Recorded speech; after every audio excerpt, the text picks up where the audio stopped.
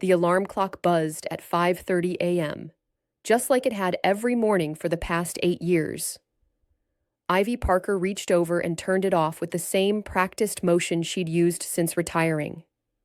At 62, her body still woke before the alarm most days, trained by decades of early mornings and emergency calls that had shaped her life for so long. She lay in bed for a moment, listening to the quiet sounds of Millbrook waking up, a dog barking somewhere down the street, the distant hum of the highway, the gentle rustle of leaves in the maple tree outside her bedroom window. It was peaceful here, far from the chaos and danger that had defined her working years. Ivy swung her legs out of bed and padded to the kitchen in her slippers. Coffee first. Always coffee. While the machine gurgled to life, she looked out the window at her own small garden. The tomatoes were coming along nicely, and the sunflowers she'd planted in spring were now taller than the fence. Gardening had become her passion in retirement, a gentle hobby that let her create beauty instead of fighting destruction. Her phone sat on the kitchen counter, already showing 3 missed calls. Work was calling early today. She poured her coffee and called back. Ivy? Thank goodness. The voice belonged to Margaret Chen, one of her regular clients. I'm so sorry to call this early, but we're leaving for vacation today, and I just noticed the sprinkler system isn't working properly. The timer seems to be stuck, and with this dry weather... Don't worry, Margaret. I'll be there within the hour. You're a lifesaver. I don't know what we'd do without you. Ivy smiled as she hung up.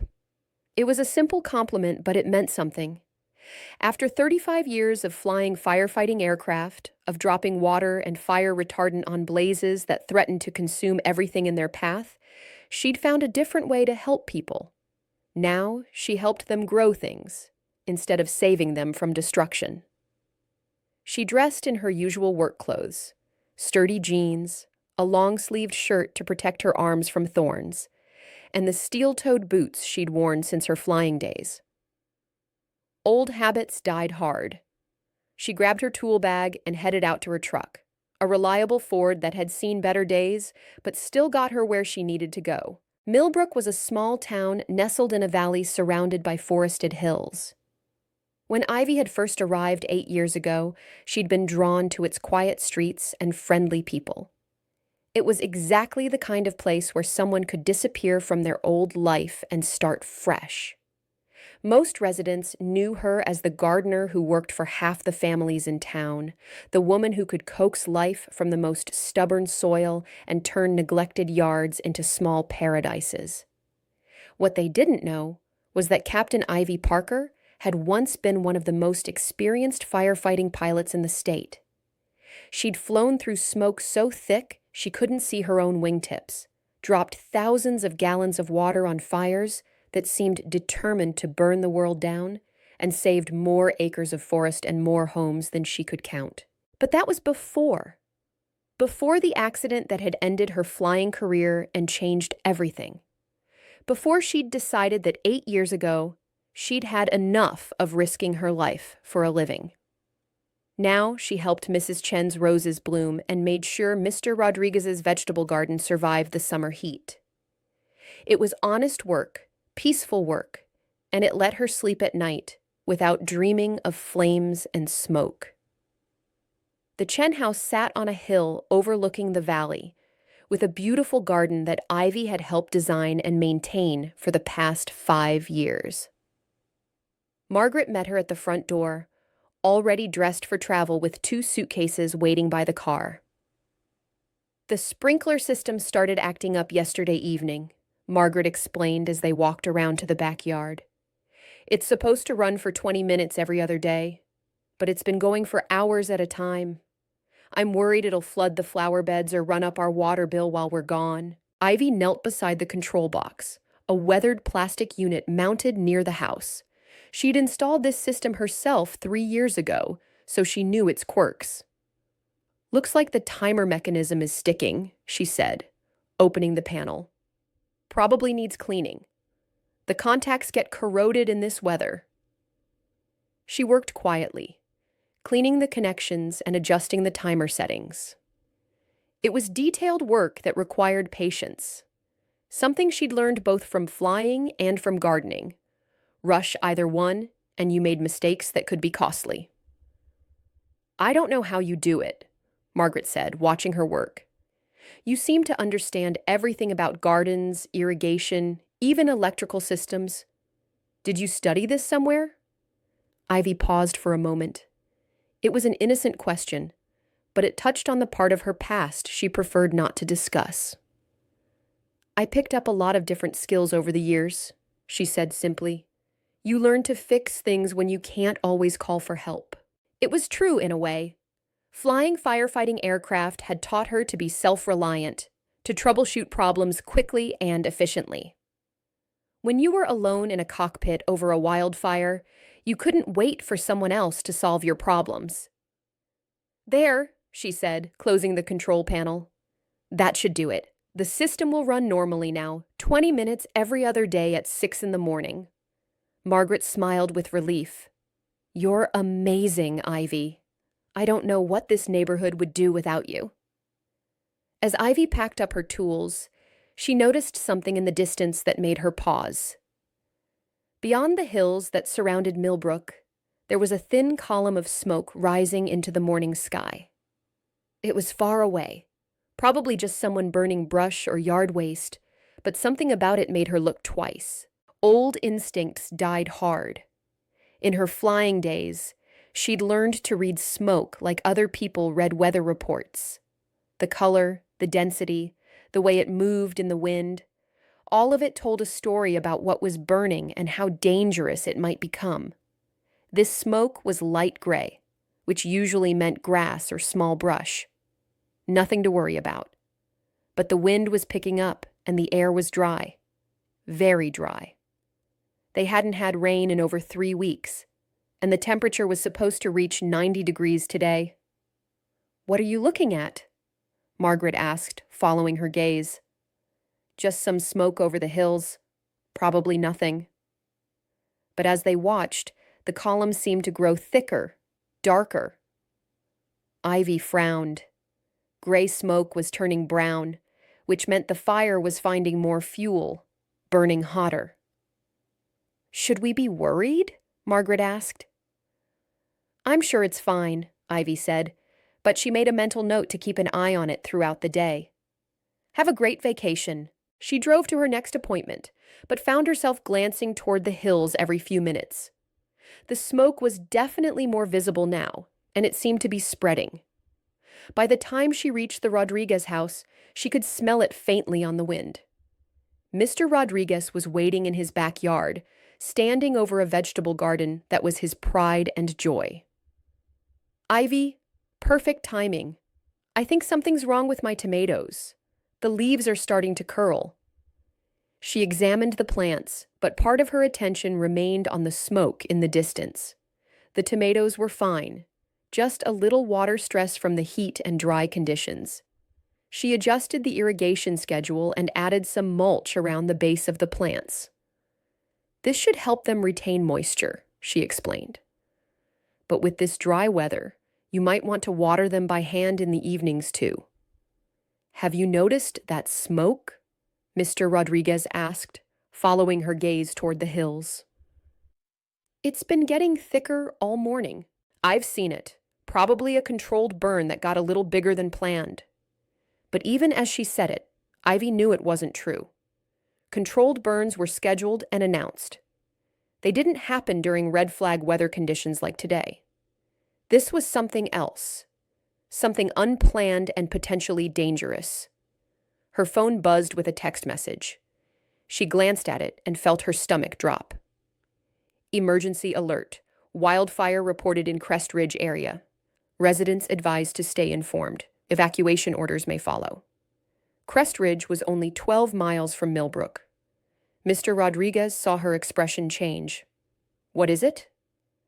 "There's a wildfire in the hills," she said, trying to keep her voice calm. "Emergency alert just came through."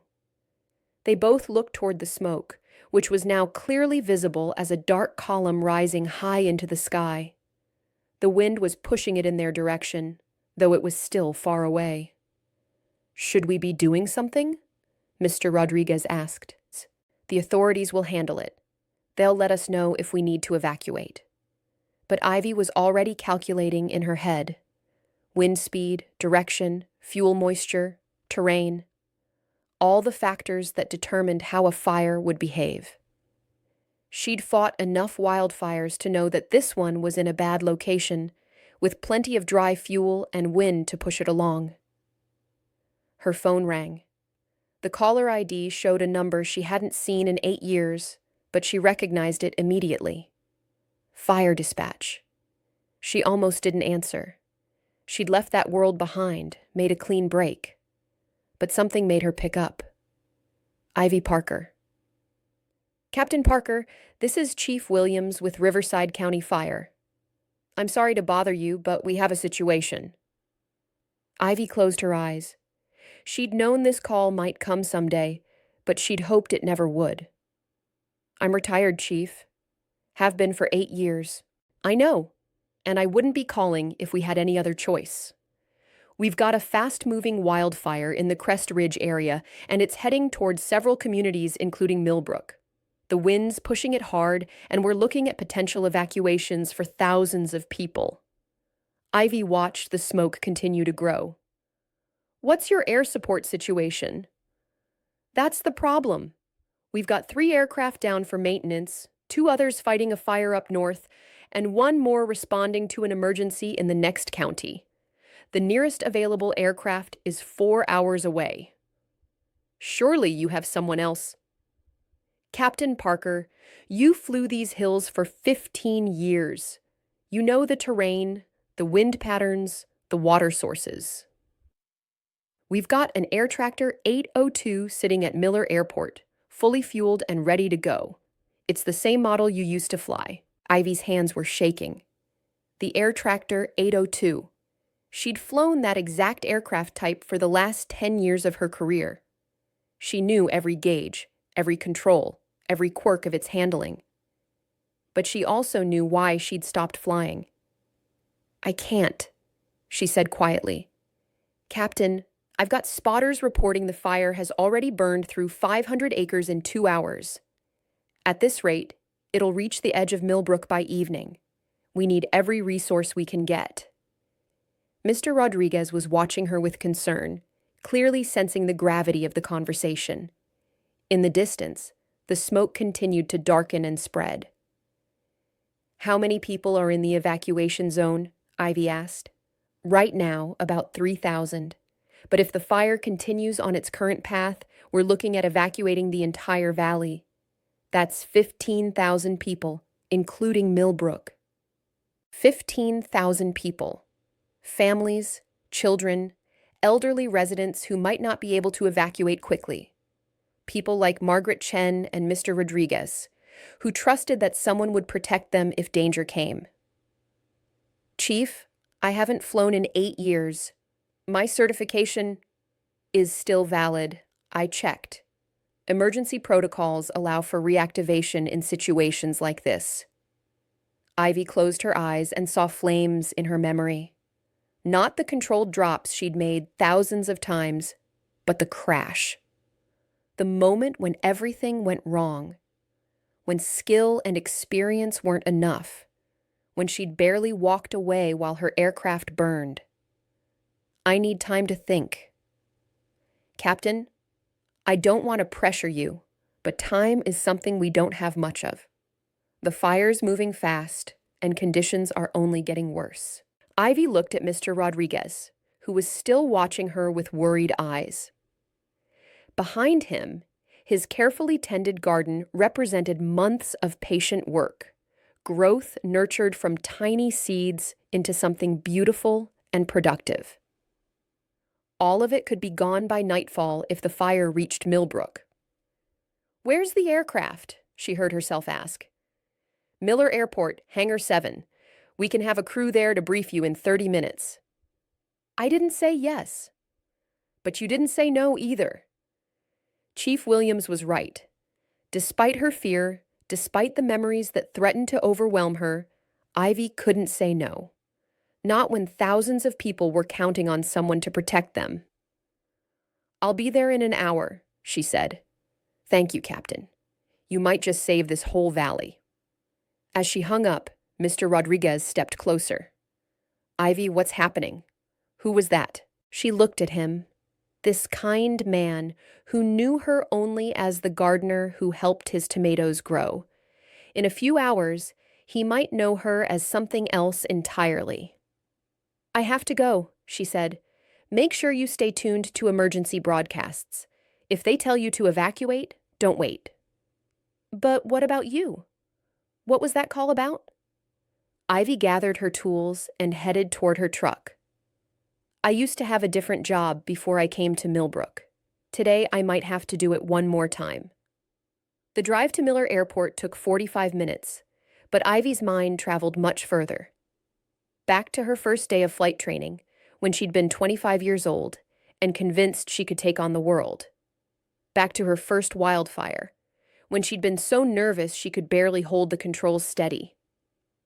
Back to the hundreds of fires she'd fought over the decades, each one teaching her something new about courage, skill, and the thin line between heroism and disaster. And back to her last flight, 8 years ago, when everything had gone wrong.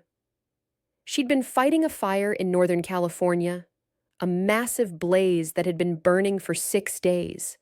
The conditions were terrible: high winds, extreme heat, visibility near zero from smoke. But they'd been making progress, containing the fire's spread and protecting several small communities in its path. Ivy had been making her final drop of the day when a sudden wind shift caught her aircraft. The air tractor had been pushed off course, directly into a wall of smoke and flames.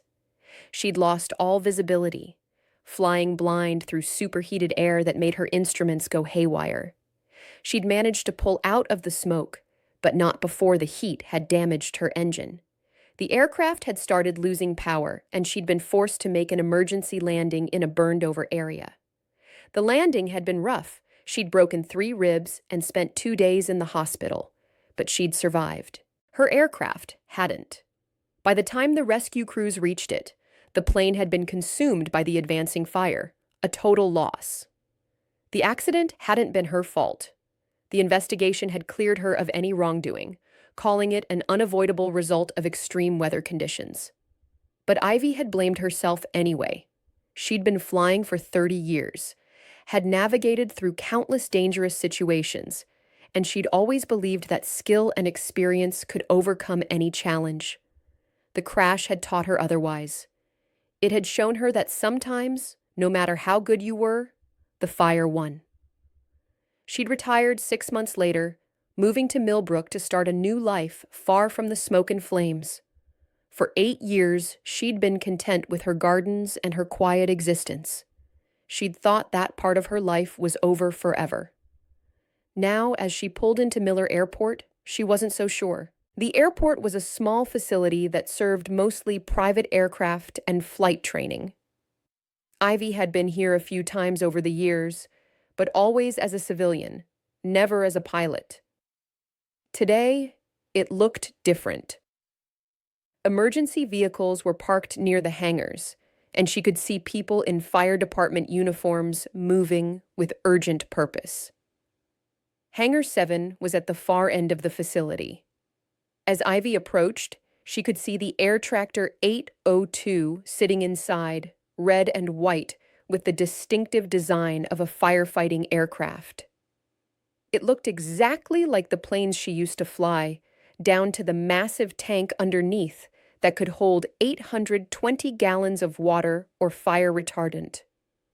Chief Williams was waiting for her, a tall man in his 50s with the weathered face of someone who'd spent his career fighting fires. He shook her hand as she approached. "Captain Parker, thank you for coming. I know this wasn't an easy decision."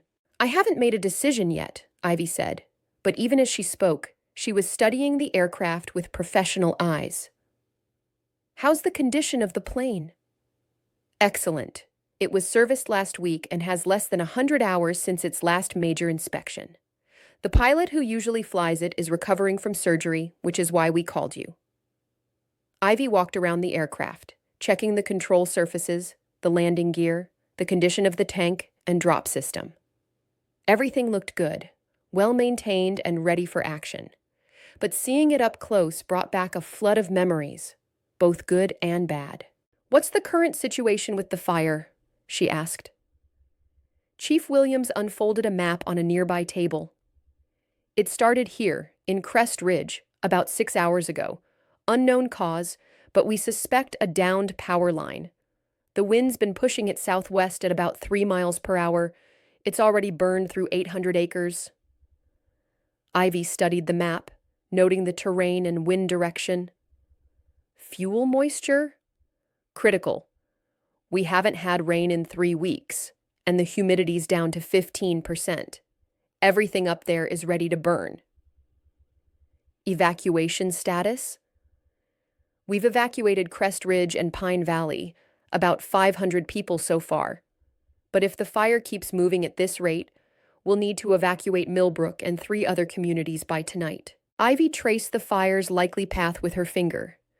The terrain would channel it directly toward the valley where Millbrook sat, and the wind would push it along like a river of flame. Without air support to slow its advance, the fire would be unstoppable. "Where would I be dropping?"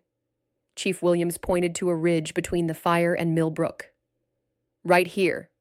If we can establish a fire break along this ridge, we can protect the valley long enough for ground crews to build more substantial containment lines." Ivy nodded. It was a good strategy, but it would require precise flying in difficult conditions. The ridge was narrow, with steep terrain on both sides. Any pilot would need to approach from exactly the right angle, at exactly the right speed, to make effective drops without crashing into the hillside.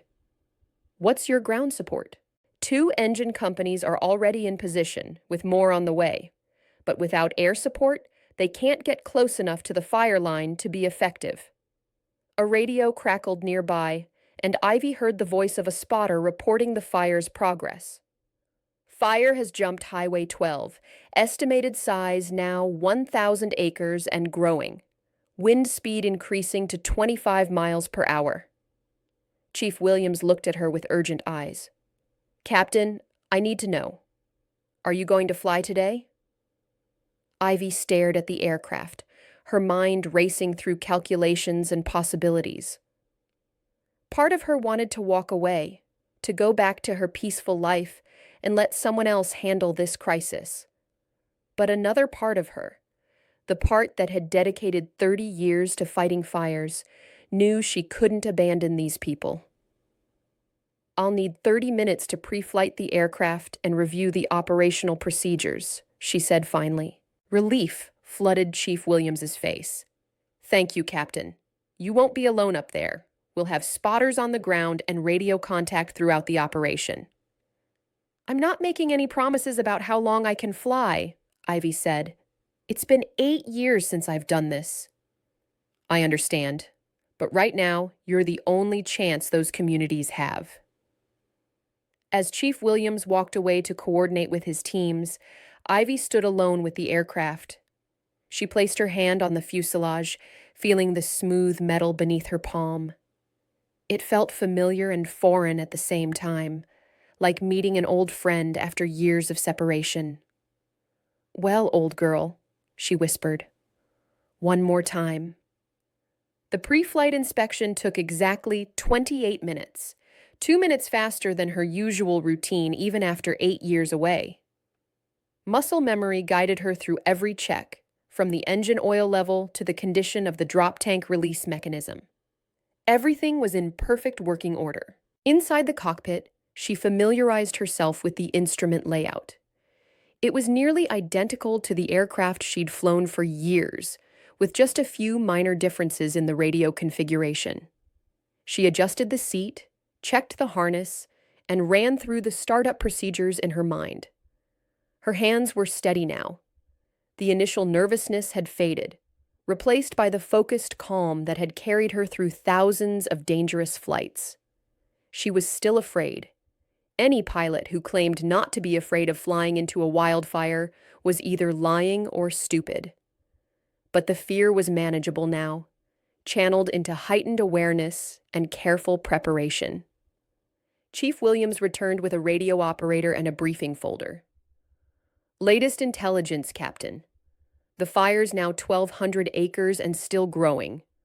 Winds steady at 25 miles per hour from the northeast. First drop target is Ridge Point, here on the map. Ivy studied the aerial photographs and GPS coordinates. Ridge Point was a knife-edge ridgeline that would require her to fly through a narrow valley, drop her load with precision, then climb steeply to avoid the terrain on the far side. It was technically challenging even in good conditions. What's the visibility near the fire? Variable. Smoke's thick in some areas, but you should have decent visibility for the approach to Ridge Point. Water source? Millbrook Reservoir, 5 miles south of the fire. We've got pumping equipment standing by to refill your tank. Ivy nodded. The reservoir was large enough to supply water for multiple drops, and its location would allow her to establish an efficient pattern between water pickup and fire suppression. Any other air traffic in the area? Negative. You'll have the airspace to yourself until the state aircraft arrive. When will that be? Chief Williams checked his watch. 3 hours minimum, maybe 4. 3 hours. In 3 hours, with current conditions, the fire could easily double in size. Every minute counted now. I'm ready, Ivy said, surprised at how natural the words felt. She climbed into the cockpit and began the startup sequence. The engine turned over smoothly, settling into the steady rumble she remembered so well. She ran through the instrument checks, tested the radio, and verified that all systems were functioning normally. Miller Tower, this is Firefighter 47, ready for departure. Firefighter 47, you are cleared for takeoff. Wind is 060 at 20, gusting to 25. Good luck out there. Ivy taxied to the runway, feeling the familiar weight of the aircraft and the slight drag from the empty water tank underneath. At the runway threshold, she paused for a final systems check, then pushed the throttle forward. The air tractor accelerated smoothly down the runway, and at 65 miles per hour, Ivy pulled back on the stick. The aircraft lifted off cleanly, climbing into the afternoon sky. For the first time in 8 years, she was flying again. The view from 1,000 feet above Millbrook was both beautiful and terrifying. The town spread out below her like a miniature model, with neat streets and houses surrounded by the gardens she'd helped create over the years. But to the north, a massive column of smoke rose into the sky like a dark thundercloud, and at its base, she could see the orange glow of flames. The fire was bigger than she'd expected. Much bigger. Even from this distance, she could see it had spread across multiple ridges, consuming everything in its path. The wind was pushing walls of flame through the forest at a speed that would make ground-based firefighting nearly impossible. Firefighter 47, this is ground control. How do you copy? Ground control, Firefighter 47. I copy you 5 by 5. Roger, 47. Current fire size is estimated at 1,500 acres. Wind speed is steady at 25 miles per hour, gusting to 30. Are you ready for your first water pickup? Affirmative. Proceeding to Millbrook Reservoir. The reservoir was a welcome sight. A large body of clear water surrounded by green hills that hadn't yet been touched by the fire. Ivy circled once to check for obstacles, then lined up for her water pickup approach. This was one of the most challenging parts of firefighting operations. She had to fly the aircraft just above the water surface, lower a scooping device, and fill the 820-gallon tank while maintaining precise speed and altitude. Too fast, and the tank wouldn't fill properly. Too slow, and she'd hit the water. She'd done this maneuver thousands of times, but as she approached the reservoir, her heart rate increased. The last time she'd attempted a water pickup, 8 years ago, it had been just before the accident that ended her career. Focus, she told herself. just like riding a bicycle. She dropped to 50 feet above the water, reduced power to maintain 70 miles per hour, and deployed the scooping system.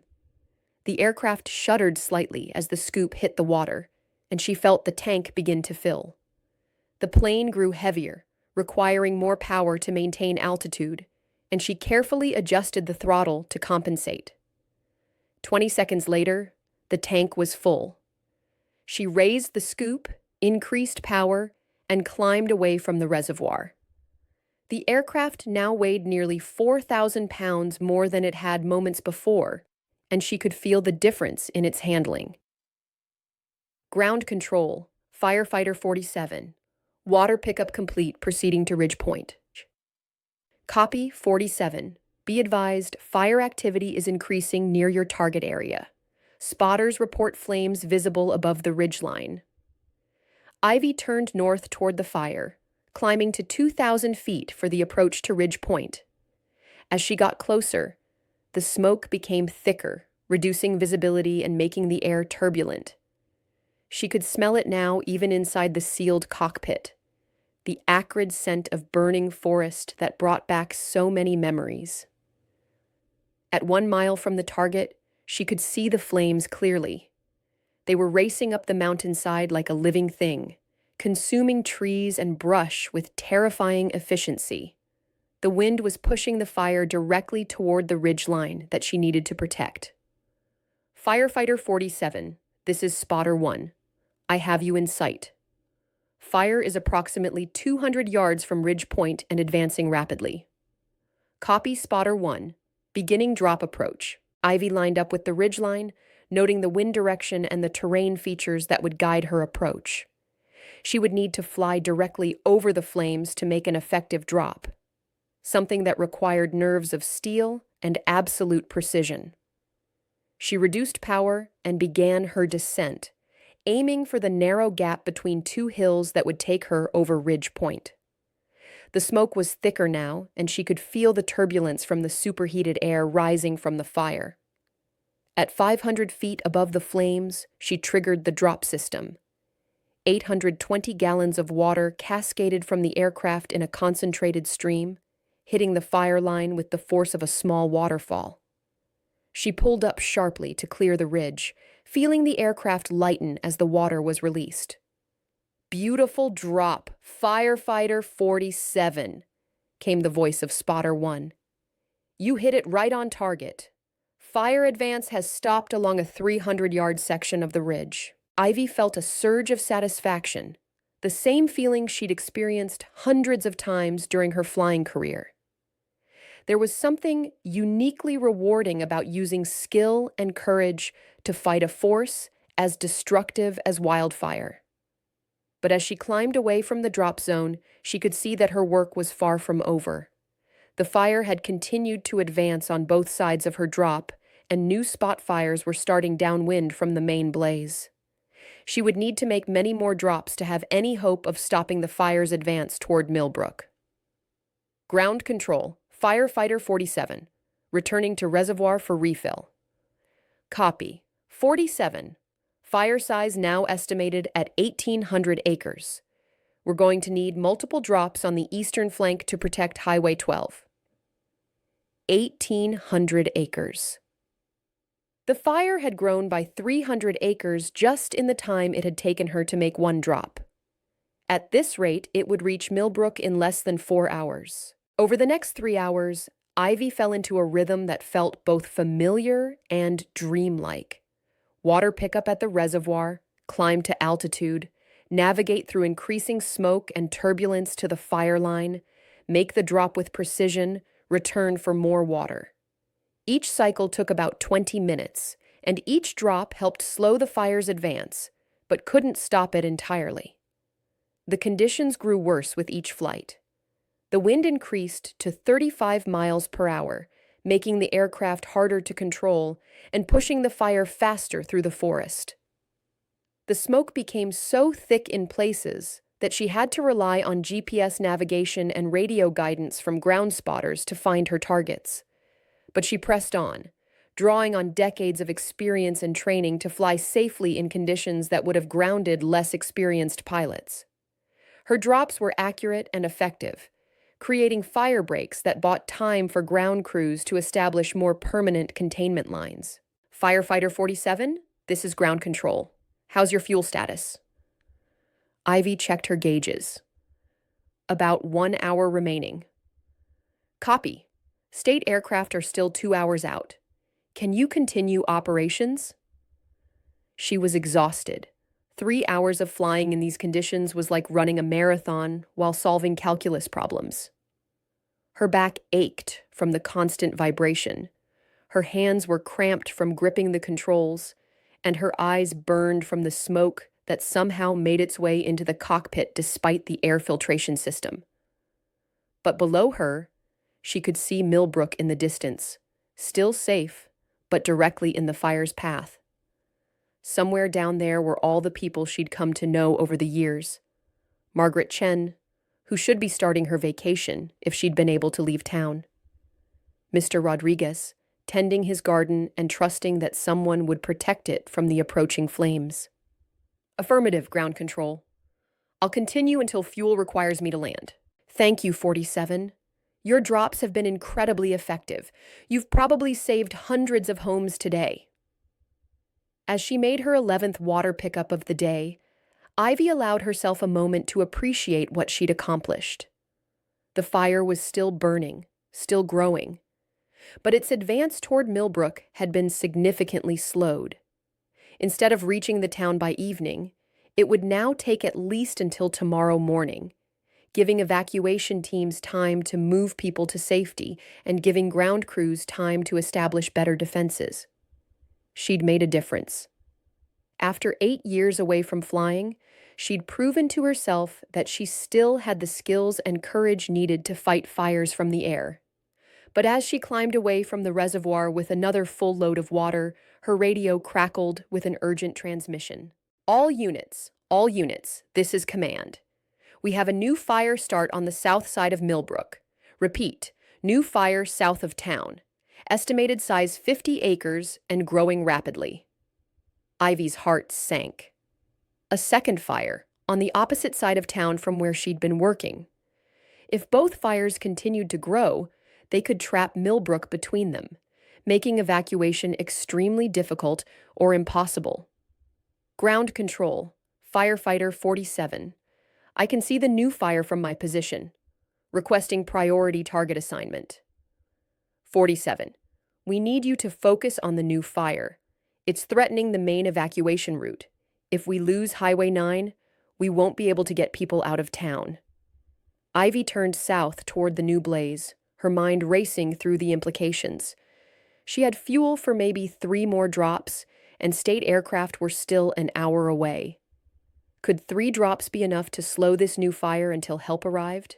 The new fire was burning in different terrain than the first one, with steeper slopes and denser forest. It was also being pushed by the same strong winds, and she could see it was growing rapidly. Spot fires were already starting a quarter-mile ahead of the main blaze, a sure sign that the fire was about to make a major run through the forest. Spotter 2, this is firefighter 47. I need immediate intelligence on the Highway 9 fire. 47, Spotter 2. Fire is advancing toward the highway at approximately 4 miles per hour. At current rate, it will reach the road in 30 minutes. We have evacuation traffic backed up on Highway 9. If the fire crosses the road, those people will be trapped. 30 minutes, 3 drops. It might be enough, but it would require perfect execution under the worst conditions she'd faced all day. Ivy positioned herself for the first drop on the new fire, studying the terrain and wind patterns. The approach would be tricky. She'd have to fly through a narrow canyon, drop her load precisely at the fire's leading edge, then climb steeply to avoid the canyon walls. Firefighter 47, be advised, winds are gusting to 40 miles per hour in the canyon. Recommend extreme caution. 40-mile-per-hour winds in a narrow canyon. It was exactly the kind of situation that had led to her accident 8 years ago. But this time, there were people counting on her to make the drop work. She began her approach, fighting the turbulence that tossed the aircraft like a toy. The canyon walls flashed by just feet from her wingtips, and she could see the fire ahead, a wall of orange flame racing up the hillside toward Highway 9. At the last second, a wind gust caught the aircraft, pushing it off course. Ivy fought to regain control, but she was too low and too close to the flames to safely make the drop. She pulled up hard, climbing out of the canyon without releasing her water. "Missed approach," she reported, her heart pounding. "Setting up for another try." "Firefighter 47, are you okay?" That looked close from our position. "I'm fine. The wind caught me at... I'm fine. The wind caught me at the worst possible moment, making another approach." Ivy climbed to altitude and circled back, her hands gripping the controls more tightly than before. That had been close. Too close. The wind conditions were deteriorating rapidly, making precision flying extremely difficult. But she could see the evacuation traffic on Highway 9, a long line of cars and trucks moving slowly away from Millbrook. If the fire reached the road before those people could escape, she lined up for another approach, this time from a different angle that would give her more room to maneuver if the wind shifted again. The fire had grown noticeably in just the few minutes since her first attempt, and she could see spot fires starting to leap across the canyon toward the highway. "Spotter 2, how much time do I have?" "Firefighter 47, fire is now approximately 20 minutes from Highway 9. Traffic is still heavy on the evacuation route. 20 minutes. If she missed this drop, there might not be time for another attempt before the fire cut off the escape route." She began her descent into the canyon, fighting the turbulence with constant control inputs. The aircraft bucked and rolled in the unstable air, but she held it steady through sheer force of will and decades of experience. At 300 feet above the flames, she could feel the intense heat even through the aircraft's insulation. This time, she was ready for the wind gust. When it hit, she compensated immediately, keeping the aircraft lined up with her target. At exactly the right moment, she triggered the drop system. 820 gallons of water struck the fire's leading edge with devastating effect. Steam rose in massive clouds as the water hit the superheated ground, and the fire's advance slowed dramatically along a 400-yard front. "Excellent drop, Firefighter 47. You've bought us some time." But as Ivy climbed out of the canyon, she could see it wouldn't be enough. The fire was too big, moving too fast. Even her perfect drop had only slowed it, not stopped it. She needed to make at least 2 more drops to create a fire break wide enough to protect the highway. The problem was fuel. Her gauges showed she had maybe 30 minutes of flying time remaining, just enough for 1 more water pickup and drop before she'd be forced to land. After that, the people of Millbrook would be on their own until the state aircraft arrived. "Ground control. Firefighter 47. Fuel status critical. I can make 1 more drop, then I have to land." "Copy, 47. Make it count." As she flew back to the reservoir for what might be her final water pickup, Ivy's radio crackled with multiple urgent transmissions. The first fire, the one she'd been fighting all day, was making another push toward Millbrook from the north. Ground crews were calling for air support that wasn't available. Evacuation orders had been issued for the entire town. But with Highway 9 threatened by the second fire, getting everyone out safely was becoming increasingly difficult. She was one pilot in one aircraft, fighting 2 major wildfires that should have required a fleet of planes and helicopters. The odds were overwhelming, but she couldn't give up. Not when thousands of people were counting on her. The water pickup went smoothly, muscle memory guiding her through the procedure even as her mind raced with tactical decisions. Where should she make her final drop? The first fire was larger and more established, but the second fire posed a more immediate threat to evacuation routes.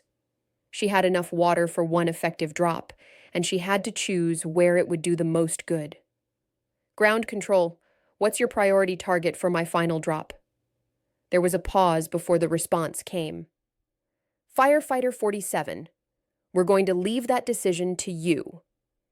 You're the one with eyes on both fires. Make the call. The weight of that responsibility settled on her shoulders like a physical burden. One decision, one drop. Thousands of lives potentially hanging in the balance.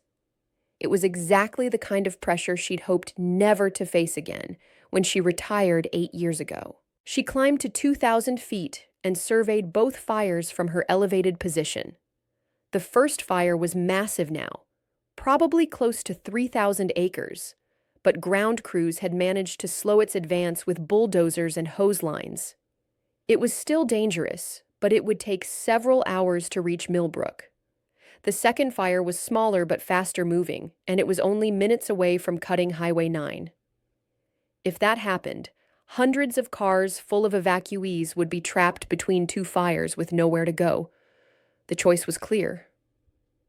Ivy turned south toward Highway 9, beginning what she knew would be her most important drop of the day. Below her, she could see the evacuation traffic more clearly now, families fleeing their homes with whatever they could carry, elderly residents being helped by neighbors, emergency vehicles trying to maintain order in the chaos. The fire was closer to the highway than she'd realized, close enough that she could see people in the cars looking nervously at the approaching flames. Some had pulled over and were trying to decide whether to continue driving or abandon their vehicles and flee on foot. All units, came an urgent radio call. Fire has jumped the creek south of Highway 9. Repeat, fire has jumped the creek. Estimated 5 minutes to road crossing. 5 minutes. Ivy pushed the throttle forward, diving toward the fire faster than she normally would have attempted. The aircraft shuddered in the turbulent air, and she could feel the airframe straining under the stress of high-speed flight through such unstable conditions. She had one chance to get this right. If she missed, or if the drop wasn't effective enough, people would die. It was that simple. At 200 feet above the flames, she could see individual trees exploding into fire as the blaze consumed them. The heat was so intense that her instruments began to fluctuate, and she could smell smoke even through the aircraft's sealed systems. She lined up with the narrow gap between the fire and Highway 9, a space that was shrinking by the second. The wind was pushing the flames directly toward the road, and she could see spot fires already starting on the far side. Now or never, she whispered, and triggered the drop. The water fell like a curtain between the fire and the highway, striking the flames with such force that the fire actually recoiled from the impact.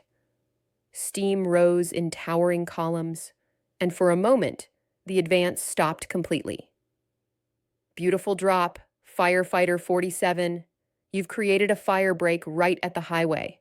Traffic is moving again. Ivy pulled up sharply, her fuel gauges now showing red warning lights.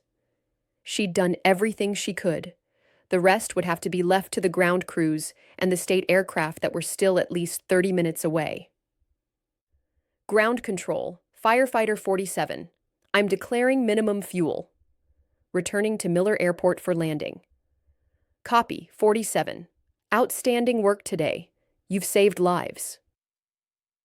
As she flew back toward the airport, Ivy allowed herself to look down at Millbrook one more time. The town was still there, still intact, protected by the fire breaks she'd created and the precious time she'd bought for evacuation efforts. Smoke was visible on both sides of the valley, but the fires had been slowed enough that people could escape safely. She'd done it. After 8 years away from flying, she'd returned to the cockpit and proven that she still had what it took to fight fires from the air. More importantly, she'd helped save her adopted community, the place where she'd found peace after leaving her old life behind. The landing at Miller Airport was smooth, though Ivy's hands were shaking from exhaustion and adrenaline as she taxied back to the hangar. Chief Williams was waiting for her, along with several other fire officials and what looked like half the airport staff. As she shut down the engine and climbed out of the cockpit, Chief Williams approached with a smile. "Captain Parker, I don't know how to thank you. Your drops today saved Highway 9 and probably hundreds of lives. Ivy pulled off her flight helmet and ran her hands through her sweat-soaked hair. She felt like she'd aged 10 years in the past 4 hours. What's the current status of both fires? The northern fire is at about 3,200 acres, but contained on the south side thanks to your work. The southern fire is holding at 400 acres. Your last drop stopped it cold just 50 yards from Highway 9. State aircraft are taking over now, and we should have both fires controlled by tomorrow. And the evacuations? Successful. Everyone who wanted to leave Millbrook got out safely. Some are already starting to return home. Ivy nodded, feeling a wave of relief wash over her. She'd been afraid to ask about casualties, but it sounded like her efforts had been successful. No lives lost, no homes destroyed in Millbrook itself. Captain, Chief Williams continued, I have to ask, would you consider coming back? Not full-time, but as an on-call pilot for situations like this. We could really use someone with your skills and experience. Ivy looked back at the air tractor 802, now silent and still in the hangar. 4 hours ago, the thought of flying again had terrified her. Now, she felt different. Not completely healed from her accident 8 years ago, but no longer defined by it either. I'll think about it, she said finally. But right now, I just want to go home and check on my gardens. Chief Williams laughed. Of course, but Ivy? Thank you. What you did today, that was heroic. As the crowd dispersed and the emergency vehicles headed back to their stations, Ivy stood alone in the hangar with the aircraft. She placed her hand on the fuselage one more time, feeling the metal that was still warm from the day's operations. Thank you, she whispered. Whether she was talking to the aircraft, to herself, or to something else entirely, she wasn't sure. But she meant it. The drive back to Millbrook took an hour, giving Ivy time to process what had happened. She'd faced her greatest fear, returning to the cockpit after her accident, and not only survived, but succeeded beyond what anyone could have expected. She'd saved her community and proven to herself that she was still the pilot she'd always been. But more than that, she'd discovered something important about herself. For 8 years, she'd thought she was running away from her past, hiding from the danger and responsibility that had defined her career. Today, she'd realized she hadn't been running away at all. She'd been preparing, keeping her skills sharp through different kinds of work, staying ready for the day when her community might need her again. Millbrook looked different as she drove through the familiar streets. There were more people out than usual, neighbors talking over fences, emergency vehicles still stationed at key intersections. The smell of smoke lingered in the air, but it was distant now, no longer an immediate threat. She stopped at Mr. Rodriguez's house, wanting to check on him and his garden. He was in his backyard, watering his tomatoes with a garden hose, and he looked up as she approached. Ivy, thank God you're safe. We heard about the fires, and when we didn't see you all day. He stopped, looking at her more closely. You look exhausted. And is that smoke I smell on your clothes? She smiled tiredly. It's been a long day, Mr. Rodriguez. How are your tomatoes? They're fine, thanks to the irrigation system you set up. But Ivy, where were you today? When the evacuation orders came, people were looking for you. Ivy looked at the garden she'd helped him create, the neat rows of vegetables that represented months of patient work. I was helping fight the fires. I used to be a pilot before I came to Millbrook. Mr. Rodriguez stared at her in amazement. You're the pilot? The one who stopped the fire from reaching Highway 9? It's all over the radio.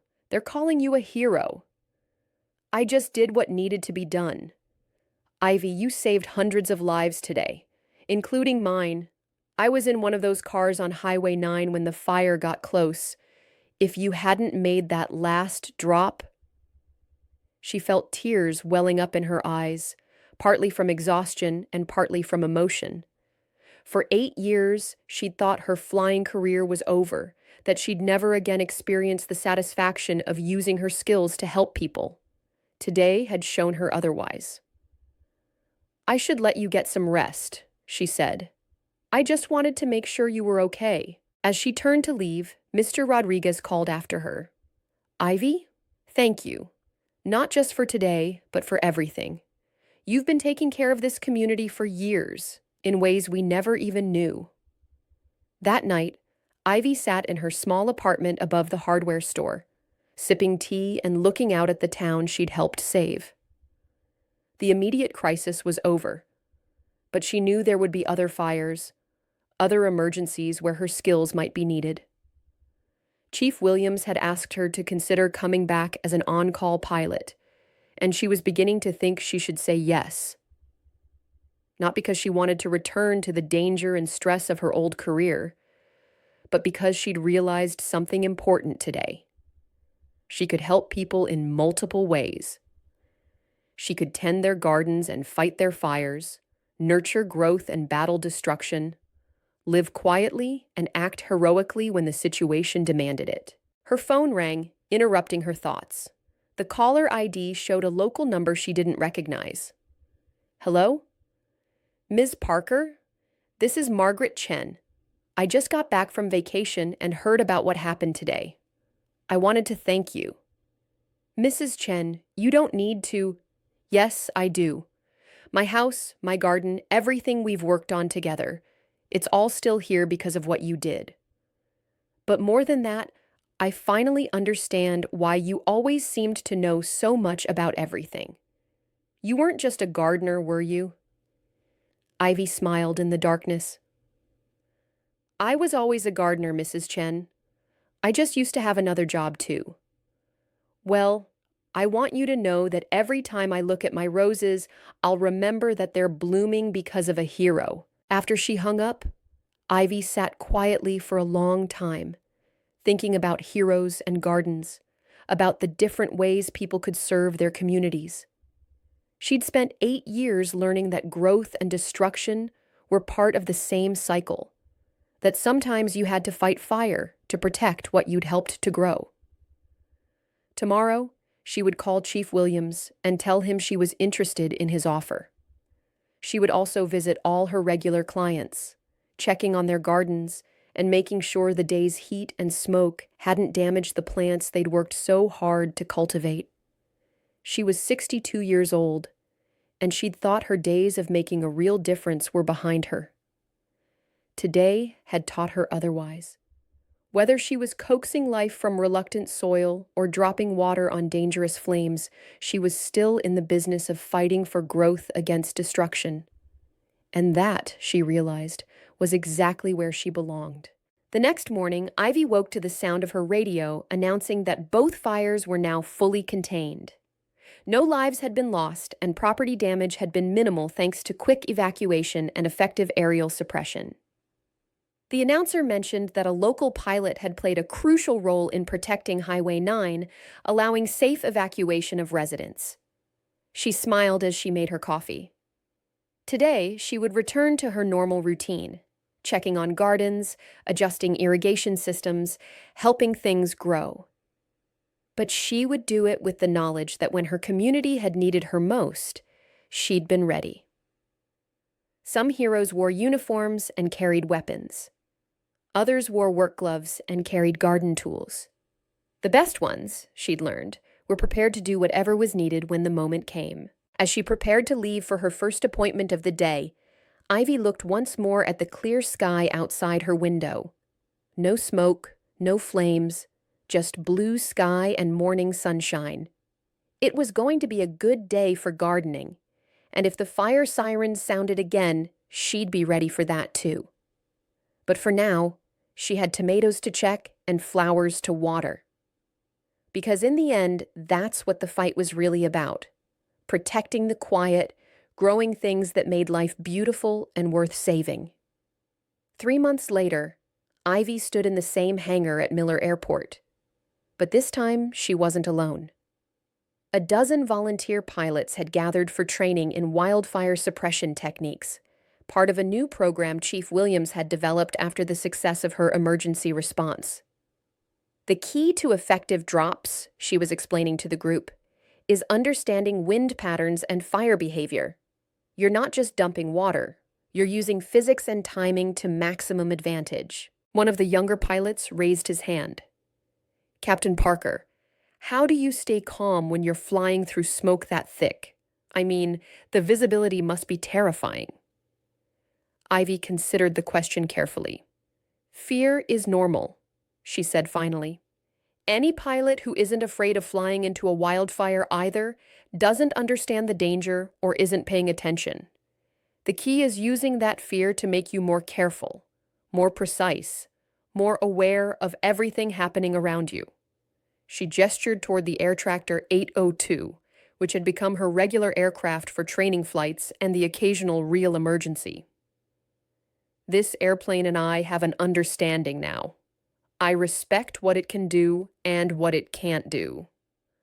I don't ask it to fly through conditions that would destroy it, and it gets me home safely every time. After the training session, Ivy drove through Millbrook on her way to her afternoon gardening appointments. The town had returned to its normal, quiet rhythm, but there were subtle changes. New fire hydrants at several street corners, a volunteer fire station being built on the south side of town, emergency evacuation route signs posted at key intersections. The community had learned from the fire, just as she had learned from returning to the cockpit. They were better prepared now, more aware of the dangers they faced and the resources they could call upon to meet those dangers.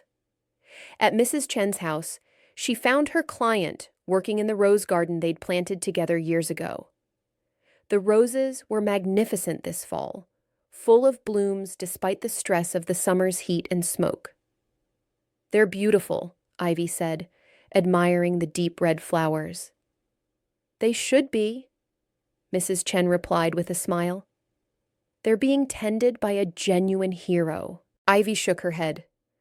I'm just a gardener who happens to know how to fly.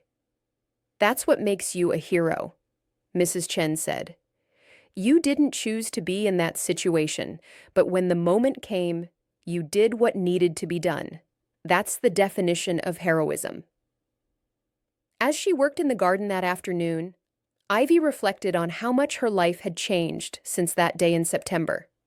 She was still the same person, still living in the same small apartment, still tending the same gardens. But she was also something more.